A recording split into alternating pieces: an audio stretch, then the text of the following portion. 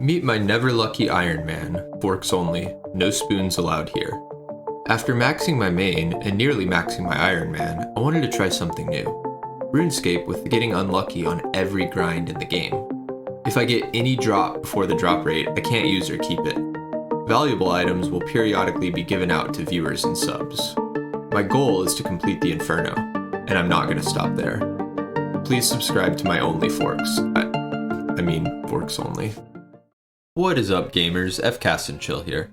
So last episode, we got our rune crossbow and then gave away a lot of the Barrows items that I got up to the Barrows drop rate of 350 kill count. And as I mentioned before, I'm still going to be doing Barrows in the background, trying to just knock it out and get those 4 items that I listed on my Inferno checklist. But for now, I'm going to focus on some other goals. So I've talked on this series a lot, especially recently, about how I really want to get a quest point cape while still having my hardcore status. And so that's really going to be the plan. I'm going to figure out the best way to do that, to gear up for all the quest bosses and get all the skills that I'll need for the quests. So currently, you can see these are the levels that are required for every quest in the game right here. And there are currently 5 of these that I'm missing. So it's rune crafting, construction, herb lore, slayer, and mining. So none of these are too bad. Construction is going to be very expensive, going from 50 to 70. But the other ones, mining, it's a bit boring, but shouldn't take too long. Rune crafting, Guardians of the Rift made that pretty easy. Slayer, that's not going to take long at all. I'm already 67. And then herb lore, you can see I'm actually working on that right now. I do have quite a bit to go on herb lore. I think I'm currently 64 or 65, but I have lots of potions in my bank from some of the farm runs that I've been doing. And honestly, a lot of the quests give herb lore XP as a reward. So I'm not too worried about being able to reach 70 herb lore. So there's a lot of skilling requirements we're going to have to do. We're going to have to make some money for that 70 construction since it's expensive, but I'm going to work on knocking all of these things out so that then I can just focus on the quests. Currently, I have 22 quests remaining, including all of the dangerous ones. So, we got our Song of the Elves, it's very dangerous, Dragon Slayer 2, Monkey Madness 2, Sins of the Fathers, extremely dangerous as well, Beneath Cursed Sands, etc. So there's several very dangerous ones, but I'm going to try to do my best to knock all those out without dying. Just making some potions here to get some herb lore XP since I have a lot banked, and we're going to work on knocking out some of these skills. So I actually was just looking at my current skills, and I'm also lacking the fire making skill. I only got 62 from Winter Todd a lot earlier in the account, so I'm also going to need a few fire making levels, but that's going to be so quick, not too worried about it. But anyway, here are some levels that I've gotten recently. I got 77 farming here from a Hespori kill. And then you can see I got 66 herb lore here, as well as 67 herb lore. And then I've also been spending some time in Nightmare Zone working on my ranged, and you can see I got 88 here, which is a pretty big level. Probably going to try to get my ranged up to 90 before doing all the ranged quest bosses. I think that's a good milestone. And then I also got 64 mining here from doing some gem rocks. So now we're going to talk about rune crafting. So you can see here I'm actually at the Edgeville furnace smelting down gold bars, and I'm doing this to make binding necklaces. So the Guardians of the Rift minigame that you can do, once you complete the Temple of the Eye quest, actually is a lot more efficient if you're doing combination runes. And so typically when you do a combination rune, it only has a 50% chance for that rune to actually be created. But if you get a binding necklace and use that, then when you craft the runes, they'll be made with a 100% chance. And so that'll give me a lot more rewards from Guardians of the Rift and just more XP. And so to make those, you need emeralds as well as gold bars and then a necklace mold. And so I spent quite a while mining gem rocks underneath Shiloh Village, and now I have a ton of gems. You can see I have all these emeralds here. Not only are these going to be useful for making binding necklaces, but I'll also be able to make more rings of dueling, which I'm using up very quickly with all my Barrows kill count. So that's all I'm doing right now, cutting these emeralds, gonna make some binding necklaces, and there we go. You can see I have a nice inventory of binding necklaces here. So now I guess we'll go ahead and move on to Guardians of the Rift and knock out some rune crafting levels. before doing Guardians of the Rift, I figure it's only appropriate to train rune crafting in the most commonly trained way from the Tears of Guthix. I mean, let's be real, nobody likes rune crafting, at least not before Guardians of the Rift, and so this is how most people train rune crafting. You come here, collect some tears in a bowl, and then you get some rune crafting XP. If you're not aware, this is something you can do once a week once you complete the Tears of Guthix quest, and it gives you some XP in your lowest skill. So you can see I'm wrapping up here as I leave the cave. I'll drink the tears that I collected, and then boom, I got about 10k rune crafting XP. But anyway, we're gonna just go back and continue on with Guardians of the Rift. And so we're just doing mass games for Guardians of the Rift. It's honestly not super exciting. You just kind of hang out here and mine for a minute and a half and then craft some runes and run around. I'm not even going to bother redeeming the rewards because I'd probably have to drop most of them anyway because I'd be before drop rate. But yeah, we're just going to hang out here, probably take a few hours to get all the way to 55, which is what we need for the Fremnik Exiles quest. But, you know, it's just more of another thing to check off. Shouldn't take too long, so I'm just going to hang out here and get some XP. And there's 49, level 50, level 51, 52, 53, 54, and there is the 55 rune crafting. So now we are done with Guardians of the Rift for now. Might come back eventually if I want more runes or something, but honestly, that's all the rune crafting requirements for any of the quests. That is until, I believe, Desert Treasure 2. When that comes out in the future, I think we'll require 60 rune crafting, but we can worry about that later. Let's move on. I mentioned before that I'm going to need a ton of money to do construction. And so I'm actually making some dodgy necklaces here at the Edgeville Furnace. These are just made with a silver bar as well as an opal. And again, I got a ton of opals from the gemrock mining that I did below Shiloh Village. So we're going to make some dodgy necklaces here to go pickpocket some Ardy Knights. And so the way the dodgy necklace works is that sometimes when you get caught pickpocketing, instead of being stunned and taking damage, if you're wearing the necklace, it'll just use up a charge on the necklace instead and you can keep thieving. So this speeds things up significantly and will help us get some thieving levels as well as some quick money. And now we're getting some thieving. So you can see I got level 69 here, level 70 thieving, and 71 thieving. And got quite a bit of GP from this as well, which is pretty nice. But there's actually a faster way that I can make GP and it'll be more useful too. So I think I'm going to stop here at 71 and go do that.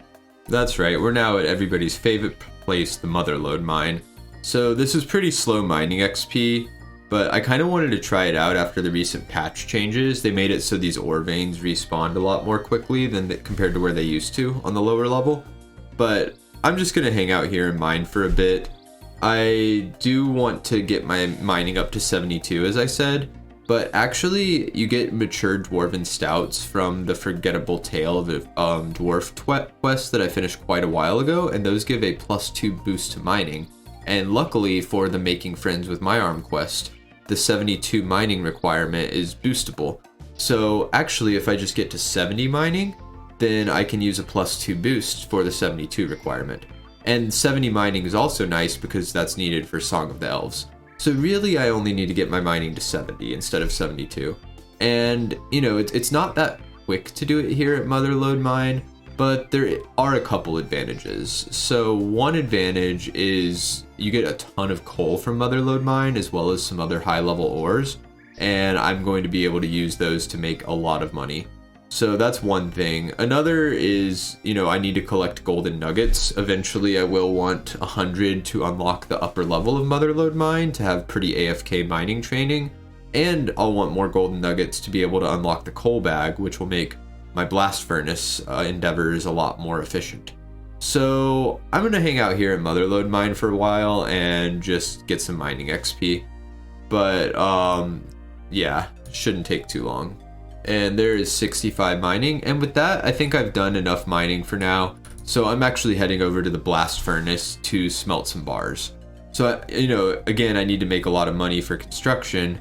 So I'm going to make some steel and mithril bars here. If you see in my bank, I currently have it. I think it said, you know, about 680k, and then I also have 100 in the coffer here. So a little under 800k.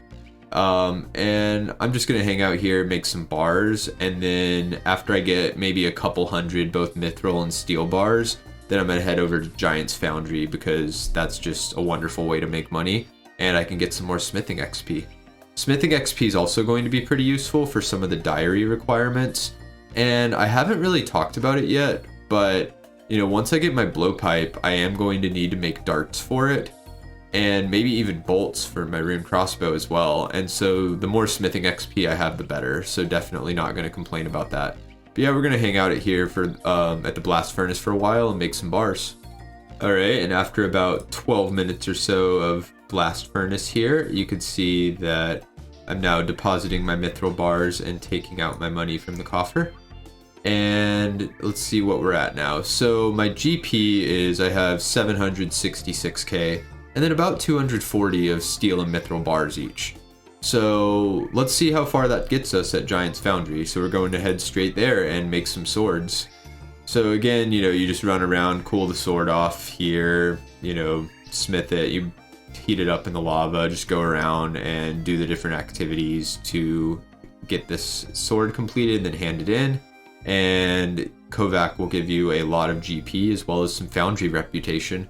So we're going to do this for a while. It's honestly getting through the 240 bars, both steel and mithril, that we have is going to be pretty quick. So we'll just see how much money we get from it. And there's 71 smithing and 72 smithing. And let's go ahead and hand this sword in here. And you can see for just handing him one sword, I got 22k there. And about 11k smithing XP. It's really crazy how quickly that adds up. But let's go check our bank and see how we're doing. So I have used up all the bars pretty much. I don't really have any left. And that 766k that we have turned into 1.1 mil. So about 400k profit from that, just from those bars. Not quite 400k, but and really that only took like an hour or two at the foundry. It's just insane how quick it is. I'm definitely going to do more of this to get more money, because I don't know how far that 1.1 mil is going to go, but I imagine it's going to be barely enough to get my 70 construction, and then I'm going to need more money for other things, of course. So yeah, that's pretty exciting that we got that, but let's go see how far this 1.1 mil will get us. All right, and here we are at the Woodcutting Guild. So I spent quite a while chopping trees early on in this account, and I have a lot of teak planks. So as you can see here, I think I have approximately 3,000 teak logs, not planks, sorry, in the bank. And I'm going to turn some of these 3,000 teak logs into planks. According to my calculations, with average luck at Mahogany Homes, it should take about 2,200 teak planks to get from my current construction up to level 70. And so I'm just going to run back and forth here in the Woodcutting Guild. So you can go from that bank chest down here to the sawmill operator. And if I just right click buy plank, then for 500 GP a pop, I can turn my teak logs into planks. And so I'm going to do that here. You can see that was a bit of a hit. It was like 12 or 13k for the inventory, something like that. But I guess with 27, it would be 13.5k. But it's going to be really helpful for getting these planks that I need for construction. And so I'm just going to walk back and forth. Honestly, I don't have stamina potions, and this isn't the most efficient way to do this. But according to my calculations, it'll only take me an hour and some change to get 2,200 logs into planks. So I'm just going to hang out here and go ahead and knock that out in one sitting, because it really shouldn't be too bad. All right, and then here we are, an hour and some change later, and you can see now I am on my last inventory that I'll need to hit the 2,200 mark. Sadly, my 1.1 mil GP stack is now down to below 40k, but that's just the way it goes, construction's expensive as hell, and that's just how it is. We're going to be doing more construction training eventually after 70 for some bonus perks, but that's very far off in the future, so I'm not too worried about that right now. But yeah, just gonna get this last inventory in, and you can see we're at 26k left, and as I deposit these planks, I am now at 2214. So if we get average luck from Mahogany Homes, then this should be enough to get us to level 70 construction. However, we also need steel bars. So Mahogany Homes also uses steel bars, and I think by my calculations, I'll need in the ballpark of 100 to get to 70 construction. So I guess we're gonna go back to Motherlode Mine and get some more coal and use that to make steel bars. So let's go take a detour there. And 66 mining, 67 mining. All right, time to go back to Giant's Foundry with the stuff. Well, I guess Blast Furnace first to make the bars. So we're gonna make some more bars at Blast Furnace. And after a while, we'll have some mithril and steel bars, and then we can go back to Giant's Foundry if we need, or just use the steel bars for Mahogany Homes too, of course. So yeah, just gonna keep going back and forth, mining, smithing, and then doing some construction in the meantime. And so you can see here, after making some bars at Blast Furnace, I'm down to 26k cash, but I'm back up to 250 steel bars and 200 mithril. So I am definitely extremely broke, but the good news is I have a good amount of bars, and so if we take these to Giant's Foundry, I can get my cash stack back up a little bit, which I'm going to want to do. You know, Mahogany Homes also is going to use up a good amount of law runes, which are also expensive. So I'm going to build my cash stack up a little bit more before doing that construction grind. So let's go head back to Giant's Foundry and get that cash stack back up. And here we are back at Giant's Foundry, and let's just use up those 200 mithril bars that we made, as well as the steel. And here we are finishing up the last sword that we have enough bars for. Let's go hand that in to Kovac. And thank you for the 23k. And let's go check out how much money we have now. So again, that didn't take long at all. And we're down to 10 mithril bars. But our GP stack's back over 300k. So we got about 300k profit from that. And now we still have all those 2200 planks. And we had about 50 steel bars left over. So I am going to need to make some more steel bars. Also, I got 1700 total, which pretty awesome. But anyway, let's go ahead and do that construction grind now. I'm going to need some more steel bars to finish out 70, but it should be fine. Let's just go ahead and dive into it and do some Mahogany Homes. Before heading over to Mahogany Homes, though, I took a detour to do a Hespori kill. And you can see I'm actually at 35 Hespori kill count now. So that means I'm at the drop rate for the bottomless compost bucket, and so next time I get a bucket, I will actually be able to keep it. Unfortunately, I already had to give away 2 of those, but, you know, hopefully I'll get my own before too long. And then here we are at Mahogany Homes, so we just go to the people and get contracts, and then go and repair people's houses and get a bunch of construction XP. We're gonna have to keep teleporting back between the different cities and just running around with the teak planks and steel bars. I do really want to get the plank sack. So the plank sack is a reward that you can get from Mahogany Homes once you save up 350 points. And it lets you hold on to 28 planks of each type. As you can see, I'm kind of an idiot here and I forgot my hammer and saw, which are pretty important. So we're going to run back to the bank real quick and grab those. But yeah, I really want to get that plank sack, so that I can store these planks and I won't have to return to the bank as often. And that means I'll be able to get more XP per hour. So it's going to be a little bit of a slog at first, just, you know, going back to the bank after every contract and just going forward and doing this. But as you can see, you know, each contract doesn't take too long once you're there. You just kind of go in, rip up all their furniture that has a red line around it, and then rebuild the new ones.